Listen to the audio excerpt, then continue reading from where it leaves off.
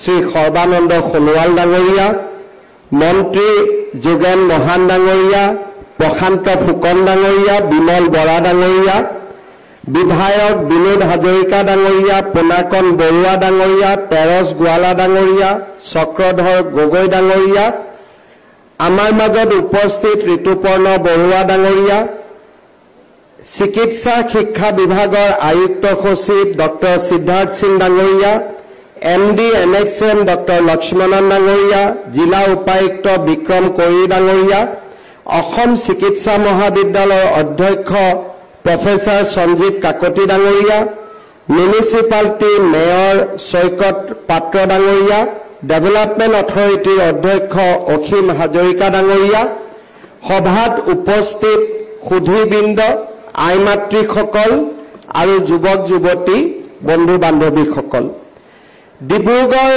জিলা আৰু ডিব্ৰুগড় চহৰৰ বাবে আজি দিনটো এক অন্যতম স্মৰণীয় দিন।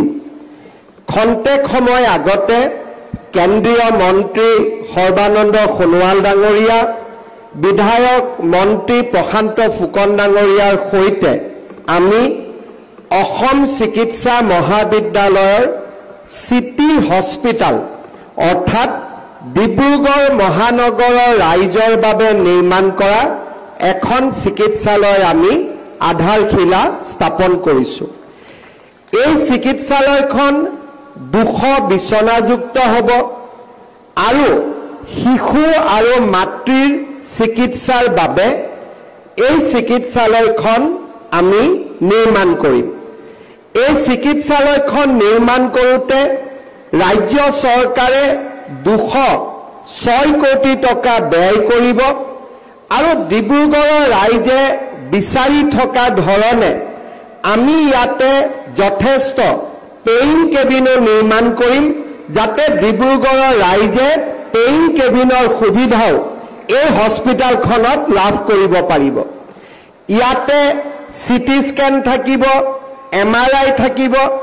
ডিব্ৰুগড়ৰ ৰাইজে AMCHত দীঘলীয়া লাইন নপতাকৈ ৰাতি 10টা বজা পৰ্যন্ত ইয়াতে MRI চিটি স্কেন কৰিব পাৰিব। ব্যস্ততাৰ পিছতো গধূলি সময়ত আহি প্ৰয়োজনীয় OPD আমিও ইয়াতে কৰিব পাৰিম। অৰ্থাৎ লাহে লাহে গুৱাহাটী আৰু ডিব্ৰুগড়ত আমি এটা নতুন কনসেপ্ট আনিছো যে মহানগৰৰ ৰাইজে যেহেতু গোটেই দিনটো কাৰ্যালয় অফিসত ব্যস্ত থাকে, চিকিৎসা কৰিব গলে গোটেই দিনটো তেওঁলোকে ছুটি ল'বলগীয়া হয়, সেইবাবে এই সিটি হস্পিটালখনত তেওঁলোকে গধূলিৰ সময়তো চিকিৎসা ল'ব পাৰিব আৰু টেষ্ট পৰীক্ষাৰ পৰা MRI পৰা চিটি স্কেন দীঘলীয়া লাইনত থিয় নহৈ ইয়াতে অতি সোনকালে তেওঁলোকে ব্লাড টেষ্টৰ পৰা আল্ট্ৰাসাউণ্ডৰ পৰা চিটি স্কেনৰ পৰা MRI কৰিব পাৰিব। তাৰ লগে লগে ইয়াত যেহেতু 200খন বিচনা থাকিব, সেইবাবে প্ৰয়োজনীয় মাতৃ আৰু শিশুৰ চিকিৎসাৰ বাবে ডিব্ৰুগড়ৰ ৰাইজে ইয়াতে সম্পূৰ্ণ চিকিৎসা ল'ব পাৰিব। মই ভাবো যে ডিব্ৰুগড়ৰ বাবে আজিৰ দিনটো অত্যন্ত স্মৰণীয় দিন। 2 বছৰৰ পিছত এই হস্পিটালখন নিৰ্মাণ হৈ উঠিব আৰু ডিব্ৰুগড়ৰ ৰাইজে নিজে অনুভৱ কৰিব যে আমি এটা সুন্দৰ ইনফ্ৰাষ্ট্ৰাকচাৰ ডিব্ৰুগড়ৰ মহানগৰৰ ৰাইজৰ বাবে নিৰ্মাণ কৰি আপোনালোকক উপহাৰ দিবলৈ সক্ষম হৈছো। আজি আমি অসম মেডিকেল কলেজৰ বাবে যেনেকৈ সিটি হস্পিটাল নিৰ্মাণ কৰিছো, গুৱাহাটী মেডিকেল কলেজৰ বাবে আমি মহেন্দ্ৰ মোহন চৌধুৰী হস্পিটালখন সিটি হস্পিটাল হিচাপে আমি নিৰ্মাণ কৰিছো। অৰ্থাৎ গুৱাহাটীক লৈ আমি যি ধৰণে নতুন নতুন কামবিলাক কৰি আছো, তাৰ সম্পূৰ্ণ এটা অনুৰূপ ব্যৱস্থা আমি ডিব্ৰুগড়ৰ ৰাইজৰ বাবেও কৰিবলৈ আমি প্ৰচেষ্টা কৰিছো আৰু ডিব্ৰুগড়ৰ আজিৰ এই সিটি হস্পিটাল নিৰ্মাণৰ বাবে আমি লোৱা প্ৰচেষ্টাই ডিব্ৰুগড়ত বহু ওপৰলৈ লৈ যাব তাক আমি আশা কৰোঁ। শ্ৰদ্ধাৰ ৰাইজ, এই চিটি হস্পিটেলখনৰ লগে লগে ডিব্ৰুগড় মেডিকেল কলেজৰ বাবেও আমি এটা আমাৰ হস্পিটেলখনত যাতে এখন আমি আৱাসিক হস্পিটেল কৰিব পাৰোঁ, তাৰ বাবে বহু দিনৰ পৰা অধ্যাপক অধ্যাপিকা তেওঁলোকৰ বাবে তৃতীয় বৰ্গৰ কৰ্মচাৰী চতুৰ্থ বৰ্গৰ কৰ্মচাৰী তেওঁলোকৰ কাৰণেও আমি এটা আৱাসিক অঞ্চল নিৰ্মাণৰ বাবে সংকল্প লৈছিলোঁ। অলপ আগতে মই সোণোৱাল ডাঙৰীয়াক কৈছোঁ যে দাদা জুলাই মাহত এটা সময় দিব, 370 কোটি টকা ব্যয়েৰে আমি ডিব্ৰুগড় মেডিকেল কলেজত আৱাসিক অঞ্চল নিৰ্মাণৰ আধাৰশিলা স্থাপন কৰিম। অৰ্থাৎ এই মাহত ডিব্ৰুগড় মেডিকেল কলেজে 200খন বিচনাযুক্ত হস্পিটেল 206 কোটি টকাত পাইছে। অহা মাহত ডিব্ৰুগড়ত এটা আৱাসিক অঞ্চল 370 কোটি টকাৰে লাভ কৰিব। তাৰ মানে দুটা মাহত ডিব্ৰুগড় মেডিকেল কলেজে 570 কোটি টকা লাভ কৰিব। আগতে যিমান চৰকাৰ আছিলে 2014 চনৰ পিছত যদি আমি বাদ দিওঁ, তাৰ আগতে ডিব্ৰুগড় মেডিকেল কলেজত ইমান টকা কোনেও কেতিয়াও ব্যয় কৰা নাছিল।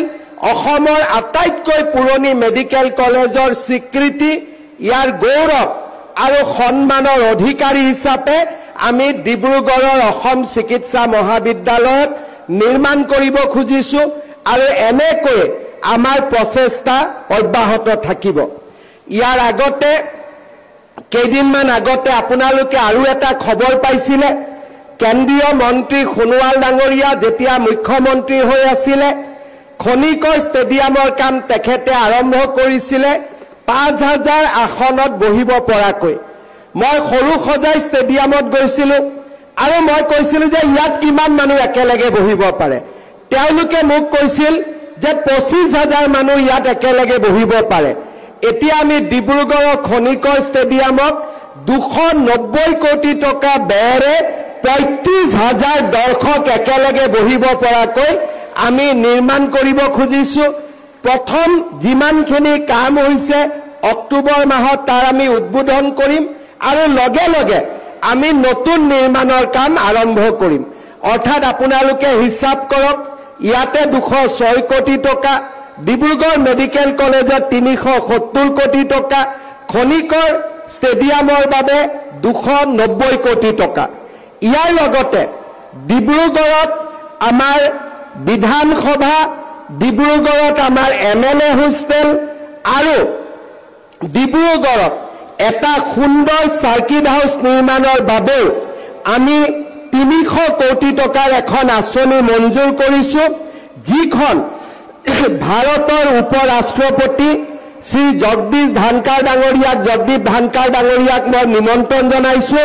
অক্টোবৰ মাহত তাৰো আধাৰশিলা দেশৰ উপ ৰাষ্ট্ৰপতি মহোদয়ে উদ্বোধন কৰিব। ইয়াৰ লগে লগে আপোনালোকে ডিব্ৰুগড়ত যোৱা 27 এপ্ৰিলত কেন্দ্ৰীয় মন্ত্ৰী সোণোৱাল ডাঙৰীয়া আৰু প্ৰশান্ত ফুকন ডাঙৰীয়াৰ সৈতে আমি উদ্বোধন কৰা 56 কোটি টকাৰ ডক্টৰ লীলা গগৈ উৰণ সেতু আৰু 60 কোটি টকাৰে নিৰ্মিত বাগ্মীবৰ নীলমণি ফুকন উৰণ সেতু নিৰ্মাণৰ আমি শুভাৰম্ভণি কৰিছিলোঁ। ইয়াৰ লগে লগে এতিয়া 83 কোটি টকাৰে মানকাটা পথত উৰণ সেতু নিৰ্মাণৰ কাম আৰম্ভ হৈছে। 157 কোটি টকাৰে আমোলাপট্টিত উৰণ সেতু নিৰ্মাণৰ কাম আৰম্ভ হৈছে আৰু অতিৰিক্তভাৱে লাহোৱাল বৰডুবি লেজাই কলাখোৱাটো আমি আজি উৰণ সেতু নিৰ্মাণৰ কাম হাতত লৈছোঁ। আপোনালোকে যদি হিচাপ কৰি চাই যোৱা কেইমাহমানৰ ভিতৰতে ডিব্ৰুগড়ত আমি 1000 কোটি টকাতকৈও বেছি এই মহানগৰৰ উন্নয়নৰ কাৰণে আমি ব্যয় কৰিবলৈ প্ৰচেষ্টা কৰিছোঁ।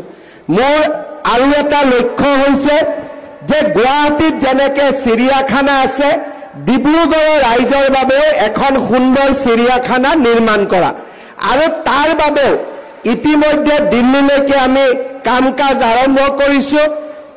নেশ্যনেল জু অথৰিটিৰ আমি পাৰ্মিশ্যন লোৱাৰ কামত আমি ইতিমধ্যে লাগি পৰিছোঁ, আৰু খুব কম সময়ৰ ভিতৰতে আমি আমাৰ ডিব্ৰুগড়ত এখন চিৰিয়াখানা নিৰ্মাণৰ ক্ষেত্ৰতো আমি আগবাঢ়িব পাৰিম।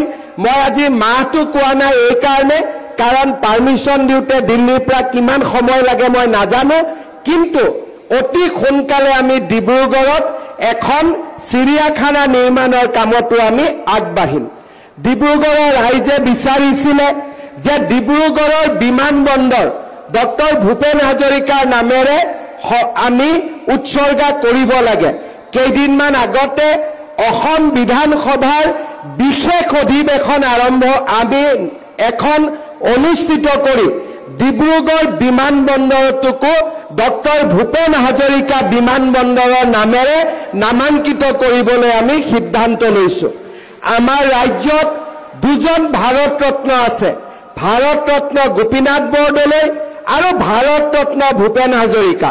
এজন ভাৰত ৰত্নৰ নামেৰে গুৱাহাটী এয়াৰপোৰ্ট আৰু দ্বিতীয়জন ভাৰত ৰত্নৰ নামেৰে ডিব্ৰুগড় এয়াৰপোৰ্ট, অৰ্থাৎ আমি গুৱাহাটী মহানগৰীৰ সমানে সমানে আজি আমি ডিব্ৰুগড়ক আগুৱাই লৈ যাবৰ বাবে প্ৰচেষ্টা কৰিছোঁ। মই বিশ্বাস কৰোঁ যে 4-5টা বছৰ আমি যাতে এনেকৈ যদি নিৰন্তৰভাৱে আমি কাম কৰি থাকোঁ, আমি সঁচা অৰ্থত ডিব্ৰুগড়ত এখন দ্বিতীয় মহানগৰ হিচাপে অকল নামেৰে নহয়, কাম আৰু সঁচা অৰ্থত পৰিচয়েৰে আমি ডিব্ৰুগড়ক এখন মহানগৰলৈ ৰূপান্তৰ কৰিবলৈ সক্ষম হ'ম। শ্ৰদ্ধাৰ ৰাইজ, আজি এই গোটেই প্ৰচেষ্টাসমূহৰ আঁৰত আমাৰ ডিব্ৰুগড়ৰ সাংসদ সৰ্বানন্দ সোণোৱাল ডাঙৰীয়া আৰু আপোনালোকৰ মৰমৰ বিধায়ক প্ৰশান্ত ফুকন ডাঙৰীয়াৰ প্ৰচেষ্টা ইয়াত সমাহিত হৈ আছে, আৰু দুইজন ব্যক্তিয়ে নিৰন্তৰভাৱে ডিব্ৰুগড়ৰ উন্নয়নৰ বাবে মোক সময়ে সময়ে মোৰ লগত কথা পাতিছে আৰু মোক প্ৰেৰণাও দিছে যাতে ডিব্ৰুগড়ৰ বাবে আমি এনেকৈ কাম কৰি থাকিব পাৰোঁ। আজি যদি আমি ডিব্ৰুগড়ৰ চিটি হস্পিটালৰ আধাৰশিলা কৰিছোঁ, অহাকালি আমি ডিব্ৰুগড়ত আৰু এটা নতুন আঁচনি কৰিম, সেইটো হৈছে চেণ্ট্ৰেলাইজ মিড ডে মিল কিটচেন। আজি গুৱাহাটীত কোনো স্কুলত মিড ডে মিল নহয়, চেণ্ট্ৰেলাইজ আমাৰ কিটচেন আছে, তাতে আমি মিড ডে মিল বনাওঁ। স্পেচিয়েল গাড়ীৰে ৰাতিপুৱা 11 বজাত পোৱাকৈ স্কুললৈকে আমি খোৱা লৈ যাওঁ, আৰু গৰমে গৰমে ল'ৰা ছোৱালীক আমি মিড ডে মিল দিওঁ, আৰু চৰকাৰে যিমান টকা খৰচ কৰে তাৰকৈ আৰু 4-5 টকা বেছি অক্ষয় পাত্ৰ ফাউণ্ডেশ্যনে নিজৰ পুঁজিৰে তাক সংযোজন কৰি দিয়ে।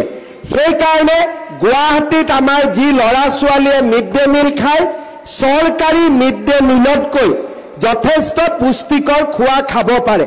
অহাকালি সেই একে ব্যৱস্থাৰে 25 কোটি টকা খৰচ কৰি 1 লাখ ল'ৰা ছোৱালীক খুৱাব পৰাকৈ আমি ডিব্ৰুগড়ত চেণ্ট্ৰেলাইজ কিটচেন আমি আৰম্ভ কৰিম। তাৰো আধাৰশিলা অহাকালি ৰাতিপুৱা আমি স্থাপন কৰিম। ডিব্ৰুগড়ৰ জনজীৱনলৈ আৰু ডিব্ৰুগড়ৰ ৰাইজৰ মাজলৈ আমি পৰিৱৰ্তনৰ এটা নতুন দিগন্ত লৈ আহিবলৈ প্ৰচেষ্টা কৰিছোঁ, আৰু মই বিশ্বাস কৰোঁ যে চাওঁতে চাওঁতে ডিব্ৰুগড়ৰ জীৱনত এক বিশাল পৰিৱৰ্তন আহিব, আৰু সেই পৰিৱৰ্তনে ডিব্ৰুগড়ত এখন সঁচা অৰ্থত মহানগৰলৈ ৰূপান্তৰ কৰিব। পুনৰ এবাৰ আজিৰ এই সুন্দৰ দিনটোত আমাৰ এই প্ৰচেষ্টাৰ বাবে আপোনালোকে আমাক আশীৰ্বাদ কৰি ইয়াত সমবেত হৈছে মই আটাই সবাকে পুনৰ এবাৰ ধন্যবাদ জনাইছোঁ, অভিনন্দন জনাইছোঁ, আৰু মই প্ৰতিশ্ৰুতি দিছোঁ যে মই কোৱা প্ৰতিটো কথা বাস্তৱত ৰূপায়িত কৰাৰ বাবে আমি নিৰন্তৰ প্ৰচেষ্টা চলাম আৰু আমাৰ সংকল্পক আমি সিদ্ধিলৈ ৰূপান্তৰ কৰিম।